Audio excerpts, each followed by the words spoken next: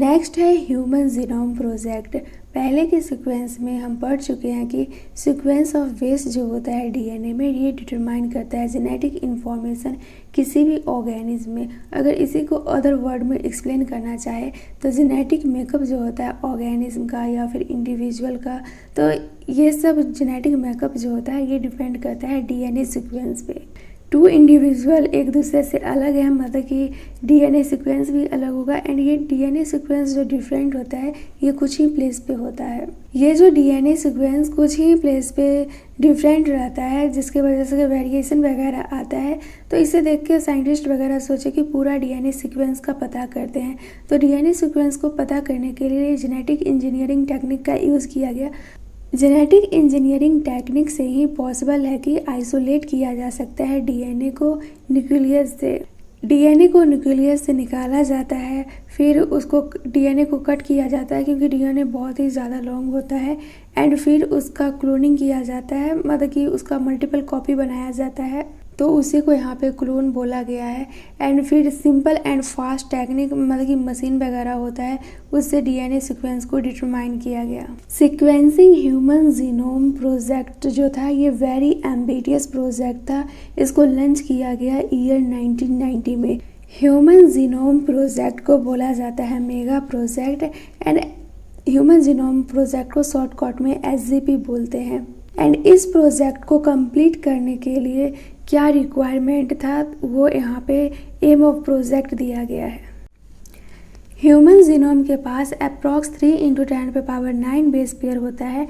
And ये base pair को जो सीक्वेंस करने में कॉस्ट रिक्वायर होता है वो होता है एक बेस पेयर के लिए $3।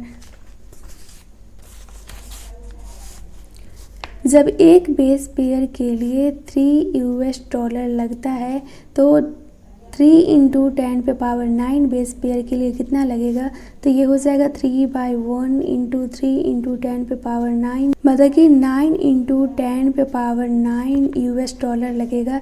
इसका मतलब हो गया 9 एंड ये हो गया बिलियन, तो $9 बिलियन लगेगा 3×10⁹ बेस पेयर को सीक्वेंस करने में। तो वही यहाँ पे बोला गया कि टोटल कॉस्ट जो इस प्रोजेक्ट के लिए लगेगा वो अप्रॉक्स $9 बिलियन लगेगा। जब ऑब्टेन हो जाता है बेस पेयर सीक्वेंस तो इसको स्टोर करने के लिए चाहिए बुक। एंड बुक में पेज रहता है, तो ईच पेज में कंटेंट रहना चाहिए 1000 लेटर एंड 1000 पेज प्रेजेंट होना चाहिए बुक में।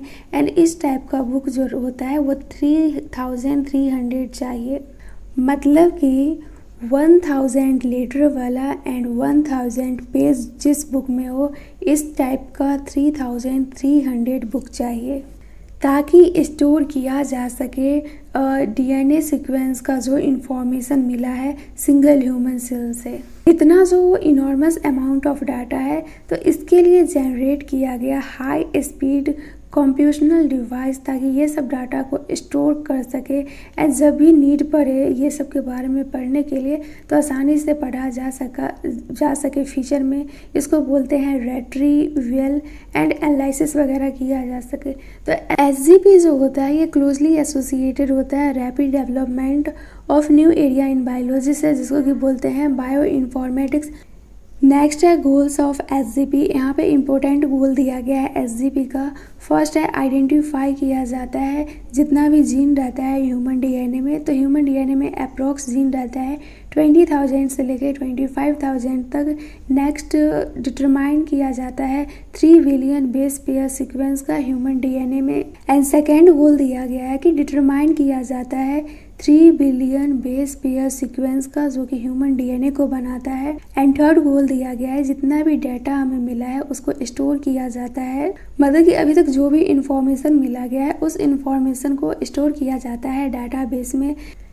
फोर्थ गोल दिया गया है कि ये जो अभी जितना भी इंफॉर्मेशन मिला है, मतलब कि ये जो भी अभी तक डाटा मिला है उसको एनालिसिस करने के लिए टूल्स वगैरह को इम्प्रूव किया जाता है। एंड फिफ्थ गोल दिया गया है एसजीपी का अभी तक जितना भी टेक्नोलॉजी वगैरह का यूज़ किया गया है, मतलब कि टूल्स वगैरह को, उसको अदर सेक्टर में भेजा जाता है, जैसे कि इंडस्ट्री वगैरह में। एंड सिक्स्थ इम्पोर्टेंट गोल है एसजीपी का कि यहाँ पे एड्रेस किया जाता है, मतलब कि हैंडल किया जाता है ethical, legal and social issue वगैरह को जो कि अराइज होता है इस प्रोजेक्ट से।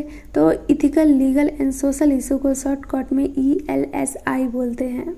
नेक्स्ट है ह्यूमन जीनोम प्रोजेक्ट, जो था वो 13 इयर्स का था। US department of energy and national institute of health के द्वारा फर्स्ट टाइम ये प्रोजेक्ट को स्टार्ट किया गया। एंड मतलब कि जब ये SGP स्टार्ट हुआ था तो उस टाइम जो मेजर पार्टनर बना था वो वेलकम ट्रस्ट बना था, जो कि UK का है। और भी इस प्रोजेक्ट में एडिशनल कंट्रीब्यूशन बने, जैसे कि Japan, France, Germany, China and other. And finally ये प्रोजेक्ट कंप्लीट हो गया 2003 में। नेक्स्ट दिया गया कि अगर हमें पता चल जाता है DNA वेरिएशन की वजह से क्या इफ़ेक्ट होता है इंडिविजुअल के बीच में, तो इससे एक नया रेवोल्यूशनरी आ सकता है, मतलब कि एक न्यू वेज में डायग्नोज किया जा सकता है, ट्रीट किया जा सकता है एंड प्रिवेंट किया जा सकता है 1000 ऑफ डिसऑर्डर से। फिर बोला गया है कि ह्यूमन बायोलॉजी को तो समझा ही गया है, साथ में नॉन ह्यूमन ऑर्गेनिज्म का जो DNA सीक्वेंस रहता है उसको भी समझा गया है कि उसका नेचुरल कैपेबिलिटीज़ क्या है। एंड इस चीज़ को अप्लाई किया गया हेल्थ केयर में, एग्रीकल्चर में, एनर्जी प्रोडक्शन में, इन्वायरमेंटल रिमेडिएशन में। अब यहाँ पे दिया गया है नॉन ह्यूमन मॉडल ऑर्गेनिज्म, जैसे कि बैक्टीरिया, ईस्ट, कैनेरियो हेविडिटीज, इलेंगेंस जो कि free living and non pathogenic nematode होता है, ड्रोसोफिला होता है जिसको कि फ्रूट फ्लाई बोलते हैं, प्लांट्स में राइस एंड एराबिडोपोसिस आता है।